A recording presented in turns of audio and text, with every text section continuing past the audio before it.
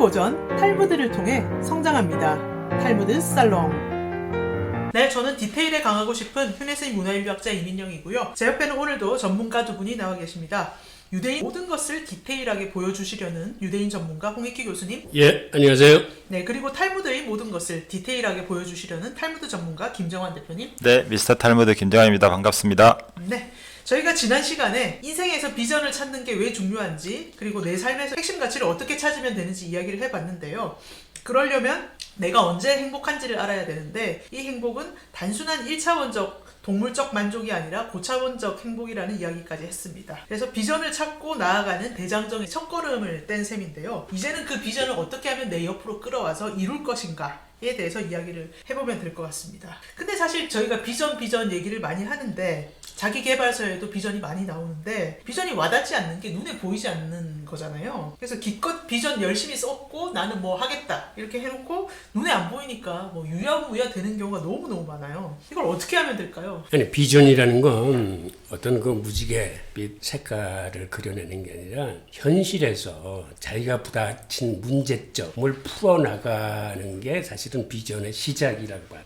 이게 유대인의 역사를 보면 극명하게 드러나는데, 아브라함이 사실은 수메르 문명의 가장 최고 전성기에 우르라는 국제 항구 도시에 살았던 사람입니다. 근데 하나님이 가나안으로 가라고 그러거든. 그래서 이 양반은 하나님 말씀에 순응을 해서 그 가나안으로 떠납니다. 가나안으로 가서 이렇게 잘 살겠다는 이제 비전을 품은 거네요. 그게 잘 살겠다는 게 아니라 예. 이 흔히 성경에는 젖과 꿀이 흐르는 곳이라고 그러는데, 사실은 가나안이라는 곳은 사막이 60% 이상이고 비도 안 오는 곳이에요. 살기 굉장히 척박한 곳이에요. 네. 그러니까는 하나님이 사실은 살기 좋은 에덴 동산으로 보낸 게 아니라 살기 힘든 곳으로 보낸 거예요. 왜 그랬지? 이거를 두 가지로 해석할 수 있는데, 네. 하나는 문명과 물질 문명이 너무 발전한 곳에서는 부패와 탐욕과 악과 음란이 판쳐.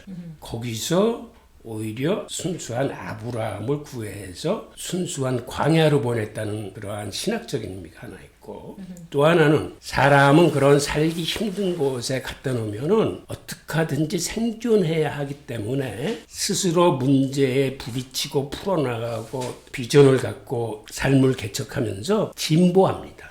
우리가 역사에서 봐도 살기 좋은 환경에서 인류 문명이 태어나질 않았어요. 인류 문명이 탄생한 거는 다 힘든 곳에서 탄생했어요.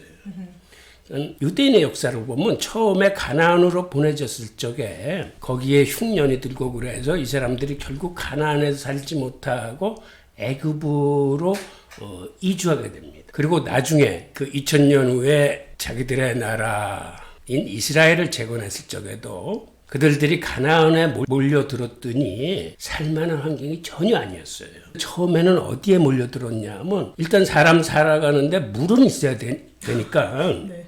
우기 때 내린 그 물이 고여있는 웅덩이 근처에 모여서 살았어요. 근데 한 1년쯤 살다 보니까 무슨 일이 일어났냐면, 모기가 많아가지고 말라리아 병에 걸려가지고 사람들이 막 죽어나가는 거야. 그래서 이 사람들이 어떻게 했을까요? 모기를 없애려는 비전을 품었을까요? 웅덩이가 없어지지 않는 한 모기 박멸은 힘들어. 그래서 이 사람들이 삶의 자리를 이동합니다.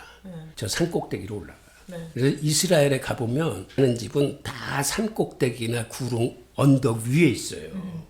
저도 이스라엘 갔을 적에 거기 같이 갔던 사람들이 왜 다 산꼭대기에 집이 있죠? 그랬을 때 그 가이드가 하는 얘기가, 산에는 바람이 잘 불어서요.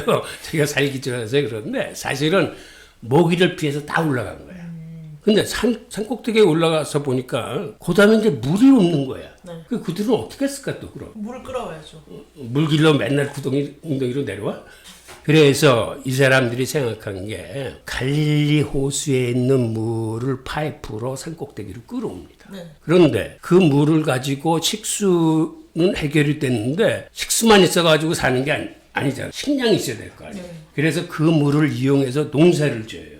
그런데 물이 턱없이 모자란 거야. 그래서 그 사람들이 개발한 기술이 작물을 키울 적에 일반적인 물 주는 거 가지고서는 물이 터무니없이 모자르니까는 점적 관수 기술이라고 그래서 땅을 파고 이렇게 가느다란 파이프를 묶고 작물의 뿌리에 정확하게 물방울을 떨어뜨리는 이런 기술을 개발을 해요. 네. 그걸 컴퓨터로 제어를 합니다. 그러면은 물 손실이 거의 없어. 95%가 그 식물의 뿌리에 물이 정확하게 들어가기 때문에 그런 식으로 농사를 개발하고 그렇게 했는데도 갈릴리 호수의 물을 가지고서는 자기들이 먹고 살 수 있는 그 식수의 3분의 1뿐이 해결을 못하는 거예요. 그 다음엔 어떻게 했을까, 이 사람? 그러니까 바로 이런 데서 어떤 실용적인 목표나 이제 비전이 나오는 거예요. 네. 그 다음에는 보니까 물이 바닷가에는 지천이거든. 근데 그 물은 짜서 못 먹어. 그쵸. 그래서 이 사람들이 해수 담수화 기술을 세계 최초로 개발을 해요. 그거를 담수화시켜. 그래서 한 5군데 정도 그 해변가에 그 담수화 공장을 쳐. 이건 여담이지만 담수화 기술이 세계 2번째로 강한 나라가 어딘 줄 아십니까? 한국이겠죠. 한국이. 우리 두산중공업이 그다음에 가게. 그래서 그 사람들은 갈릴리 호수에서 끌어온 물하고 일단 바닷물을 물 탱크 지하에다가 이걸 만듭니다. 그래서 이제 담수화시키는 과정에서 보니까는 거기에 녹조가 심하게 끼는 거야. 또 문제가 출현. 예. 예. 그래서 그 사람들은 또 녹조를 어떻게 했을까? 녹조 한 대를 마시진 않았을 테고. 당면 해결할 풀어야 될 문제가 있잖아. 네. 그러니까 그 사람들한테 비전은 이 녹조를 어떻게 해결해야 네, 되는 네. 거예요. 네. 그래서 이 사람들이 어떤 생각을 해냈냐면 분명히 저 녹조를 먹고 살 수 있는 물고기가 있을 거다. 그래서 이 사람들이 주목한 게 독일의 저 가죽잉어야. 그건 독일 사람들이 오랜 기간에 걸쳐서 품종 개량을 한 거예요. 그 가죽잉어는 특성이 어떻게 됐냐면 민물에서도 살고 바닷물에도 살고 그래서 그 물탱크의 그러니까 조건에 딱 맞는 거야. 이게 바닷물이 섞여 있어가지고 그 염도가 한 반 정도 되는 거야. 바닷물하고 민물하고 사이에. 네. 그 다음에 이놈이 식물성 플랭크톤 같은 걸 먹어.